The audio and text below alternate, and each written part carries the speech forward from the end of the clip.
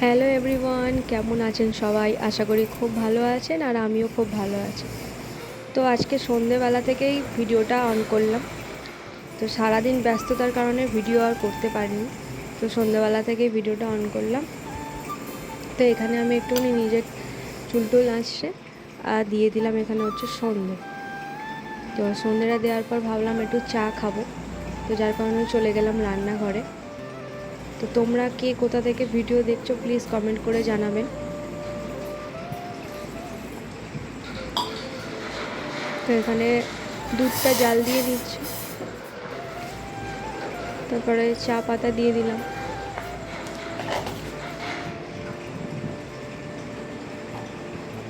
আর ডেটটা ছিল 5ই জুলাই, রবিবার। তো রবিবার সাধারণত সবার বাড়িতে যেরকম চিকেন টিকেন হয়, তো আমার বাড়িতে সেরকম মানে কিছু হয়নি। তো আমার বর বললো যে একটু পনির খাবে, তো যার কারণে আর কি পনির নিয়ে এসেছিলো। আর এখানে হচ্ছে জামা কাপড়গুলো ভিজেছিল, তো একটু শুকনো করতে দিয়েছিলাম দড়িতে, তো সেটাই শুকিয়ে গেছে। ভাবলাম না একটু গুছিয়ে নিই। আর আমার না জামা কাপড় গোছাতে খুব ল্যাদ লাগে, জানো তো। কার কার এমনটা মনে হয় প্লিজ কমেন্ট করে জানাবে। তো তারপর গুছিয়ে টুছিয়ে ভালো করে জায়গায় রেখে দিলাম। তো এখানে হচ্ছে পনিরটা নিয়ে এসছে, সেটাই তোমাদের দেখালাম। তো চলো পনিরের রেসিপিটা তোমাদের সাথে শেয়ার করা যাক। পুরোটা তো আমি তুলিনি, যতটুকু তুলেছি, যতটুকু ভিডিও নেওয়া হয়েছে সেইটাই আর কি শেয়ার করছি। তো কিউব করে কেটে নিয়েছি পনিরটা, আর নর্মাল যেরকম পনির করে তো সেরকমই করেছি, একটু পেঁয়াজ, টমেটো, আদা রসুন দিয়ে। তো প্রথমে পেঁয়াজটা কাটলাম, দেখলাম পচা। দেখতে বাইরে থেকে লাগছিল ভালো, কিন্তু ভিতরে দেখলাম পচা, তো যার কারণে ওটাকে ফেলে দিতে হলো।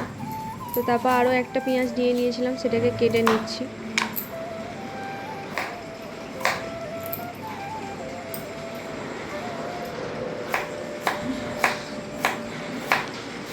তারপর এখানে পেঁয়াজটা কাটা হয়ে গেছে, এখানে টমেটোটাও আমি কেটে নিচ্ছি।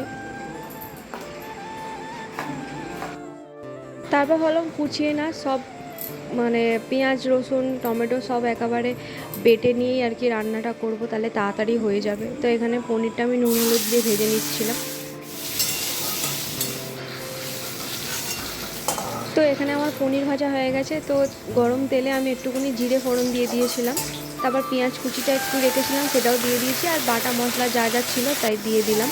আর বেসিক যা যা মশলা লাগে সেগুলো দিয়েছিলাম, লঙ্কা, হলুদ, জিরে, ধনে। আর মশলাটা কষিয়ে নিয়ে আমি পনিরটা দিয়ে দিয়েছিলাম। তো এখানে পনিরটা ফুটে এলে পনির আমার রেডি। তো যেহেতু আমি রুটি করব, যার কারণে আমি চাটুটা বসিয়ে দিলাম গরম হতে। আর এদিকে আমি আটাটা আগে থাকতে মেখে রেখেছিলাম, তো সেটাই বেলে নিয়ে আর কি রুটি করে নিচ্ছি। তো এই পনির মানে তরকারিটার সাথে পরোটা, লুচি সবই ভালো লাগে। তো আমার রুটিটাই ভালো লাগে, সেই কারণে আমি রুটিটাই বানিয়েছি।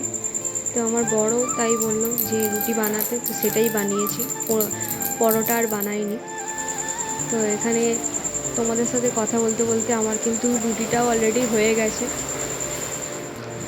তো ভিডিওটা তোমাদের কেরম কী লাগলো আমাকে প্লিজ কমেন্ট করে জানাবেন, আর ভালো লাগলে একটা লাইক, কমেন্ট, শেয়ার করে দেবেন। তো এই যে আমার পনির তরকারি আর রুটি রেডি। তো আজকের মতো ভিডিওটা এখানেই এন্ড করলাম, দেখা হবে পরের একটি ভিডিওতে। তো ততক্ষণের জন্য টাটা সবাইকে, গুড নাইট।